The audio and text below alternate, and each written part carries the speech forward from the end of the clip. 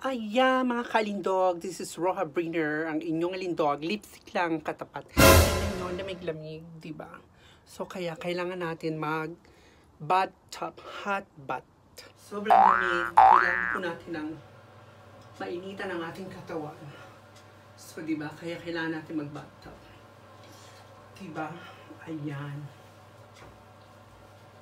Kailangan po natin mag bathtub. Painitin ang ating katawan para yan po mga kalindog. Ayan. Ganyan. Diba? Ay, sarap mga kalindog ng feeling na nagbabathtub. Magagalitan biyanang ko Ninang Nikki, Journey. Shout out Ninang Journey, Ninang Nikki's, and Alexia, sister. Nagbabathtub po. Ayan. Para masarap po yung feeling, di ba? Ayan. Ganyan lang po. Ganyan lang po. Pag wala yung biyanan. Di ba Ninang Nikki? Sarap. Ayan. Diba?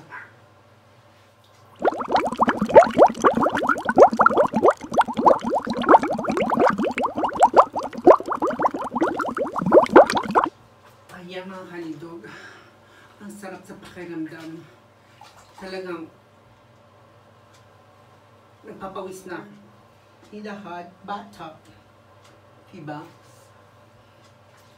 Ayan po. Diba? Ayan.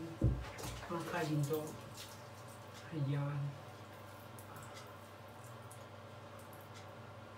Ayan, para wet look. Wet look. Choice. TG po to, ha? Rated TG, not for the kids. Dito po talaga sa Europe, pag ganito po nag-snow or snowfall, snow time, kailangan natin talagang nagbababad sa mainit na tubig o para matanggal yung mga lamig-lamig. Kaya pinagpapawisan na tayo. As you can see, nakita niyo yung face ko talagang nagsasweating na po siya. Ganyan po. Gawin niyo mga 30 minutes, stay here. Ganyan lang po yan. Enjoy niyo lang. 30 minutes. Ayan. Yan po. Na-share ko na naman sa inyo na dapat magbabad tayo kaysa pumunta pa tayo sa mga sauna. Masyadong mahal. Ito po, sa ating sariling bahay o sa bathtub natin, pwede naman natin gawin. O diba, why not?